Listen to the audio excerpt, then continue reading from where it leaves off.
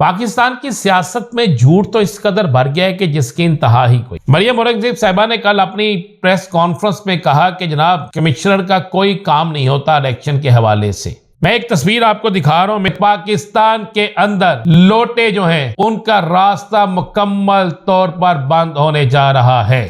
بات تو اب چلے گی کیا ہوگا کیا نہیں ہوگا، لیکن میں نے آپ کو پہلے بھی بتا دیا تھا کہ استعفے آنے والے ہیں، جو استعفے آنے والے ہیں ان استعفوں پہ بڑا کچھ ہوگا، اور ان استعفوں کے بعد ایک بڑی خبر میں آپ کو دیتا چلوں، اور بڑی خبر یہ ہے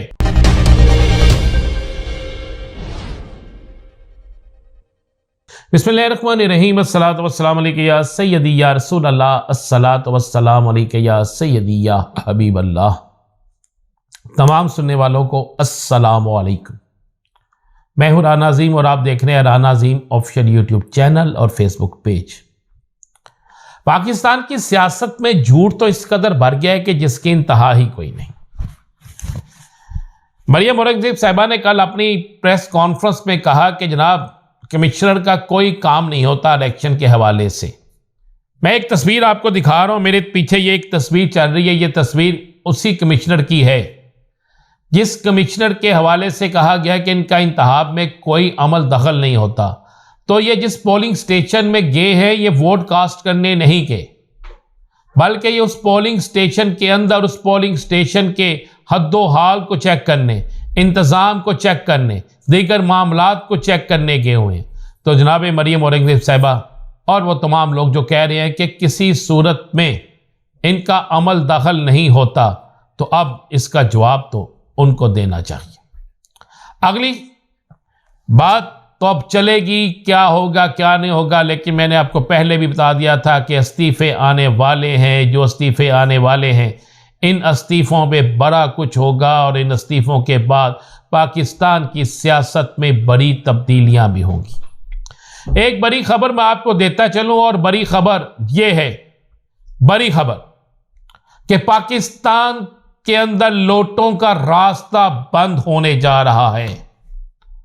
بلکہ میں آپ کو یہ بتا دوں کہ پاکستان کے اندر لوٹے جو ہیں ان کا راستہ مکمل طور پر بند ہونے جا رہا ہے۔ آپ بھی سوچ رہے ہوں گے کہ کس طریقے سے یہ راستہ بند ہوگا، تو بند ہونے والا راستہ یہ ہے کہ پاکستان تحریک انصاف نے واضح طور پر شمولیت کر لی ہے پاکستان سنی کونسل میں، سنی اتحاد کونسل میں، اور پاکستان سنی اتحاد کونسل میں شمولیت کرنے کے بعد جو ایک سلسلہ چل رہا تھا کہ جناب کسی طریقے سے مسلم لیگ، نون یا پیپلز پارٹی یا تحریک استحکام پاکستان ان پرندوں کو آزاد امیدواروں کو اٹھا کر لے جائے گی، وہ راستہ تو ہو گیا بند۔ یعنی نون لیگ اور پیپلز پارٹی اور تحریک استحکام پاکستان، پیپلز پارٹی بہت کم تھی، اور تحریک استحکام پاکستان جو ہے اس نے ایک بڑا بریک تھرو کر دیا ہے۔ ان کے خلاف ایک بڑا بریک تھرو ہو گیا ہے کہ ان کے پاس اب مزید افراد نہیں ہوں گے۔ اور دوسرا آپ کو ایک اور بڑی خبر دے دیں کہ ایک ایسا نوٹیفیکیشن جنوبی پنجاب سے راجن پور سے جاری ہو گیا ہے کہ جس کے فارم 7 کے مطابق کوئی اور جیتا ہوا ہے، اور اب فائنل نوٹیفیکیشن میں کسی اور کو جتا کر الیکشن کمیشن نے اپنے خلاف چلنے والی مہم میں خود ایک بڑا حصہ ڈال دیا ہے، جس کے بعد حالات کسی اور طرف جاتے نظر آتے ہیں۔ اچھا، لوٹوں کا راستہ بند ہونے سے آپ کو یہ خبر دے دوں کہ تحریک انصاف کو اب بہت زیادہ نشستیں، محسوس نشستیں بھی ملیں گی، جس کے بعد آپ کو 2 سے 2.5 ماہ کے اندر، زیادہ عرصہ نہیں میں کہہ رہا، 2 سے 2.5 ماہ کے اندر آپ کو نظر آئے گا کہ پنجاب میں ایک بڑا اپ سیٹ ہونے جا رہا ہے۔ خبر دے دوں، پنجاب میں بھی نون لیگ اچانک سے اقتدار سے کسی وقت بھی علیحدہ ہو جائے گی۔ یہ خبر آپ کو دے رہا ہوں، اس خبر کو نوٹ کر لیں، لکھ کے رکھ لیں۔ اور آپ سوچ رہے ہوں گے کہ سنی اتحاد کونسل ہے کون سی؟ سنی اتحاد کونسل وہ ہے جس کے صاحبزادہ خامد رضا نے راجہ ریاض کے بیٹے کو ہرایا اور تحریک انصاف کی طرف سے انہیں بھرپور سپورٹ کی گئی، بلکہ تحریک انصاف کی طرف سے انہیں اپنا آزاد امیدوار نامزد بھی کیا گیا۔ دوسری خبر، کپتان کی حکمت عملی کامیاب ہو گئی ہے۔ کپتان نے بڑی کامیابی سے جیل کے اندر رہ کر ایک ایسی حکمت عملی بنائی تھی کہ سب لوگ دیکھتے رہ گئے۔ روزانہ ڈسکس ہوتا تھا، فلاں سیاسی جماعت میں جا رہے ہیں، فلاں سیاسی جماعت میں جا رہے ہیں۔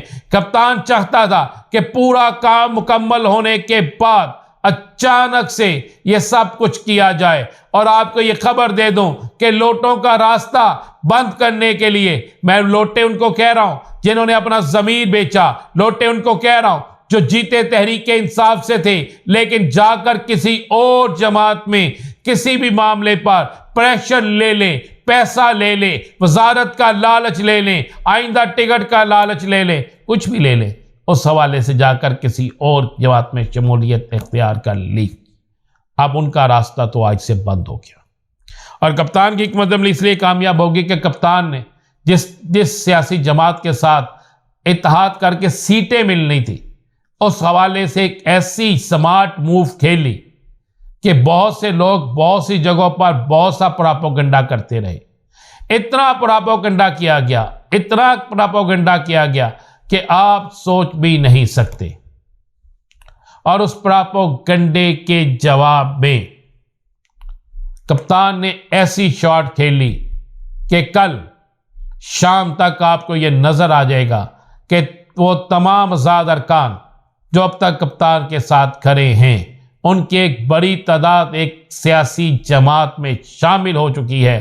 وہ سیاسی جماعت سنی اتحاد کونسل ہے، اور جس کے بعد لوٹوں کے تمام راستے بھی بند ہو جائیں گے اور جوڑ توڑ کی سیاست میں مزہ بھی آئے گا۔ کپتان کی حکمت عملی یہ ہے کہ کسی صورت پہلے 3 ماہ پنجاب اور وفاق دونوں جگہ پہ حکومت نہیں لینی۔ آپ کو ایک خبر دے دوں، خبر بہت بڑی ہے۔ خبر یہ ہے کہ کپتان کے کسی ساتھی کے پاس کوئی اہم ترین سیاسی شخصیت جاتی ہے، انہیں آفر کرتی ہے کہ آپ حکومت لے لیں، ہم آپ کی سپورٹ کریں گے، آپ کی حمایت کریں گے، اور آپ بے شک ہم سے اتحاد نہ کریں، حمایت ہم آپ کی کر دیں گے۔